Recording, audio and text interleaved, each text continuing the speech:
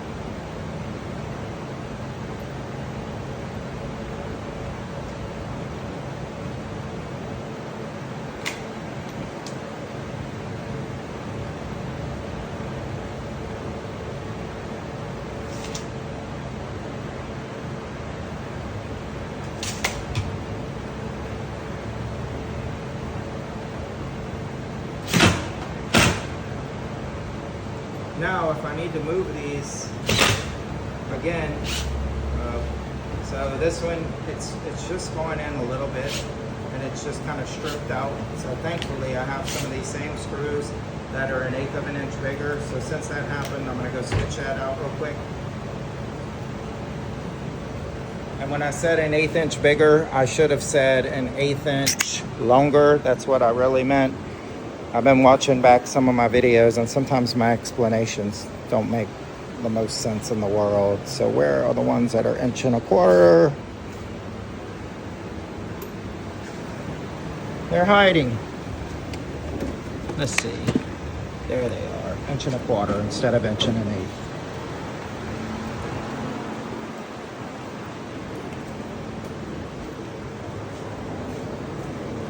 Now I'm thinking, I guess I'm just going to change them all to 1.25 inches, because I don't want the other ones to strip out, although no one should be playing with them. But I will. I'll go ahead and take the 3 that I put in out, and I'll go ahead and swap them out with one that's slightly longer. Of course, I'm making sure I don't go all the way through the front. That would be pretty terrible. It'd be a mistake that I'd have to fix, and it wouldn't be very professional. So, yep, that's it. Okay, we're gonna go check it out. We're gonna go see if it fits. I gotta get my phone on a tripod, and then I'll make my final adjustments if I need to make any. Probably will.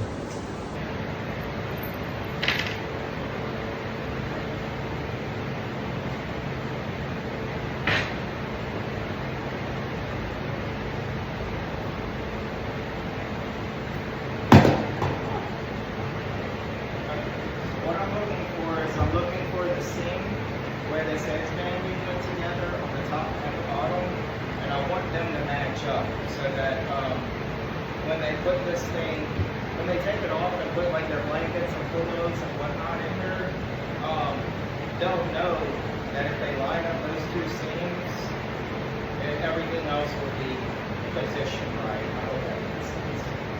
So here's my seam on this one.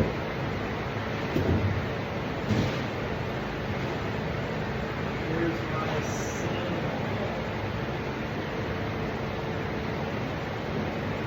I think that's my seam. It's pretty good when you can't find your seam. Yep, that's my seam. And my seam. Let's see.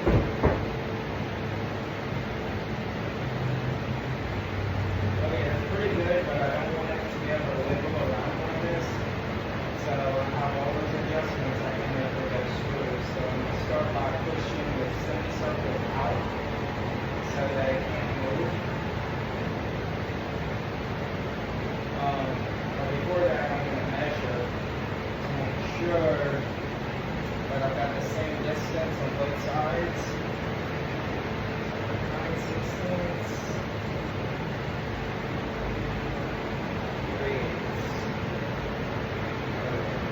7/16,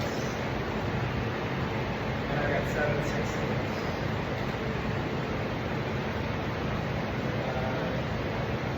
5/8, too much.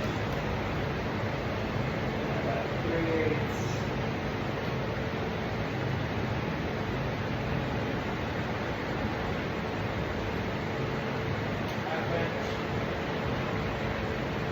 That's about as close as I think I'm going to get it. That's reasonable to me.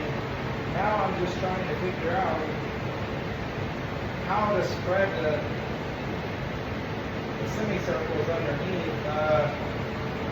This didn't have a bottom. I could push it to the edge of the table and I could reach my hand up there, unscrew them screws, push the pieces to where it locks it in place. But I don't have that luxury. So I'm going to have to just scribe it and take more measurements.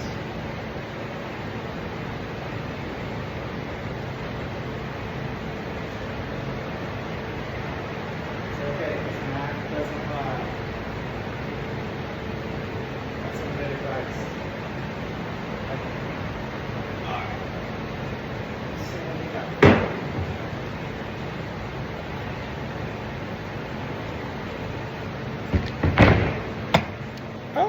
I'm not gonna film this part. You guys don't really want to see me tinkering around with this, but I think you got the idea of what I'm trying to do.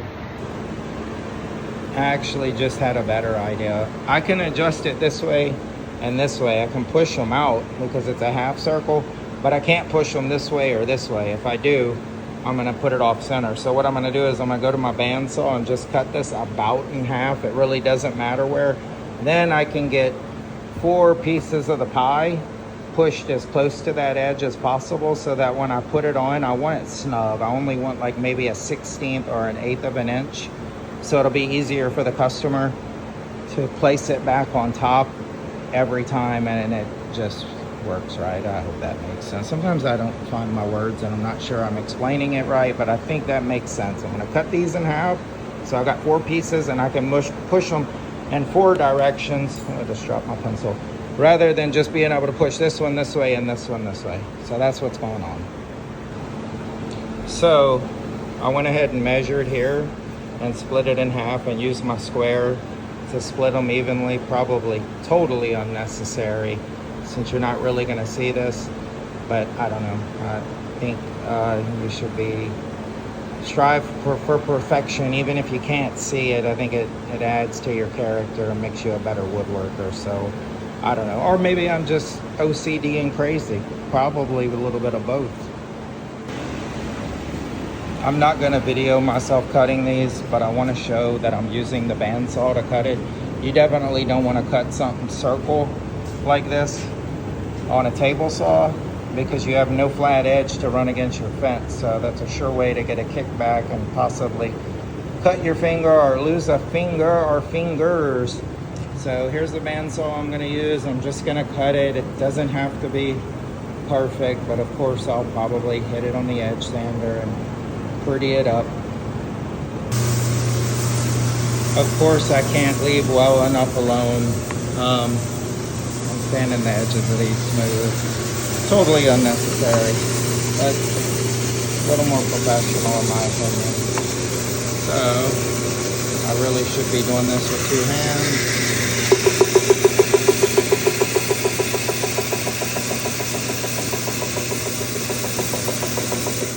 That's all it takes, and now it's perfectly smooth and straight. Okay, so what I just got finished doing is putting another hole in each of these. I only had 4 holes to begin with because it was only 2 pieces.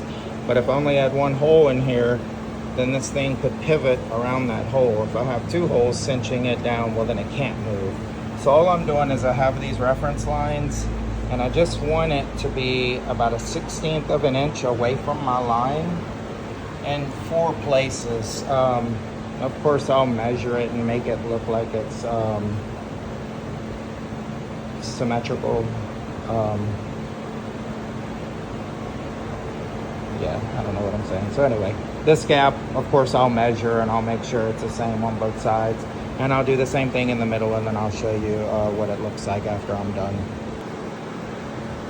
Okay, so that's what I got. Let's go check it out.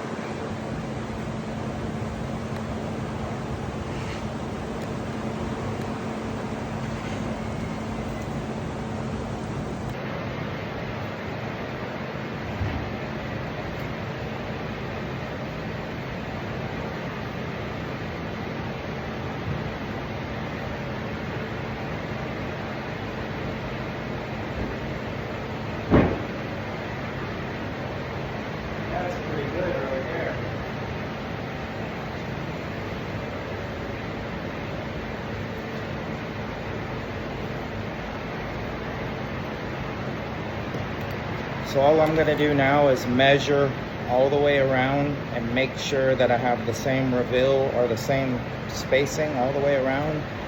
And then I can start cutting all my material, the white oak strips that are gonna go vertical that I've showed in other videos. I don't know what my sample is.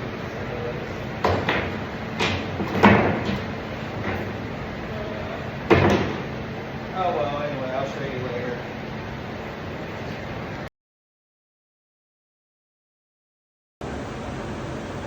So I'm waiting to hear back from my friend Logan, who this table is for. this is how I've decided I'm probably going to do the upright pieces of white oak, if he's okay with that. They're a little bit wider than in the picture he sent me, but I think if I do it any other way, the way that the wood is already milled up, that's the only way I'm gonna have enough wood, and then I still might not even have enough. So I guess I'm just gonna have to go with it like this, because I can't wait around all day waiting for him to call. I'm sure he's busy, it's not his fault. It's just, I gotta keep moving. Okay, so how I'm milling these up is, I plank this down to 1.25 inches, and then I'm cutting them to 3/4 of an inch, which is giving me a piece just like this. So I've cut the length already to 31 inches, and then I have to go run it on my router table.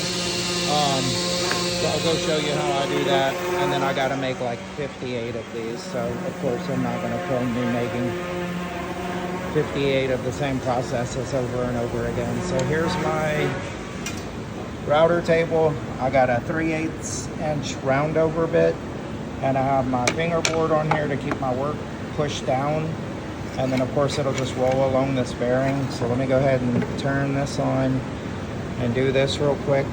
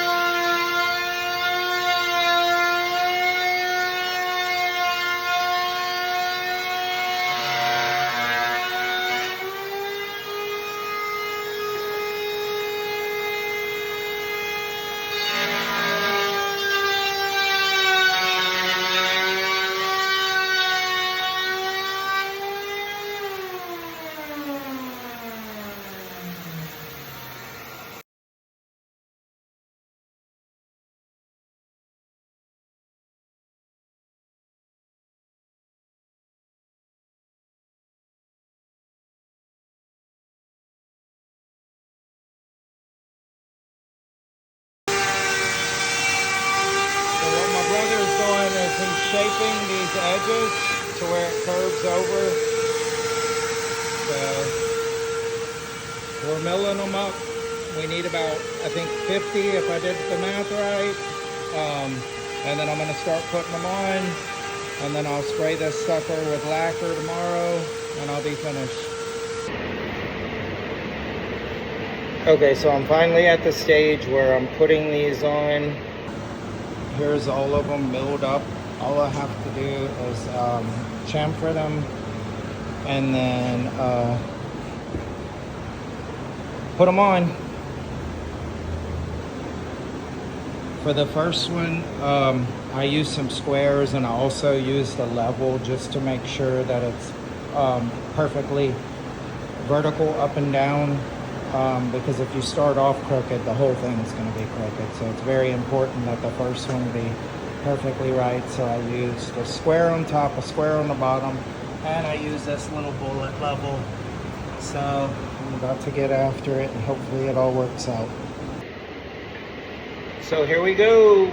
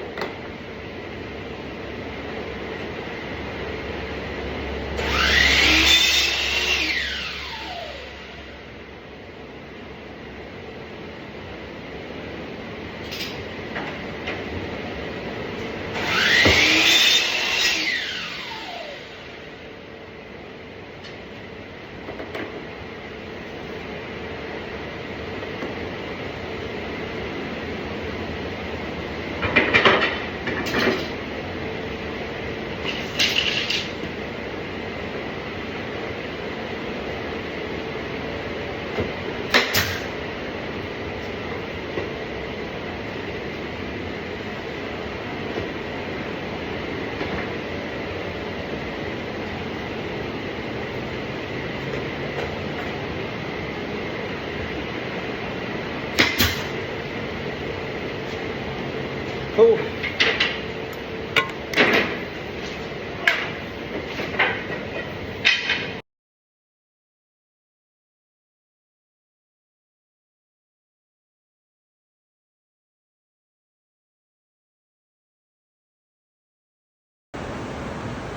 This is what it looks like so far. I have my brother helping me putting the glue on them so I can just keep attaching them. I'm using 5/8 inch brads because I started using 1-inch brads and one of them came all the way through. So I had to knock it back through with my nail punch.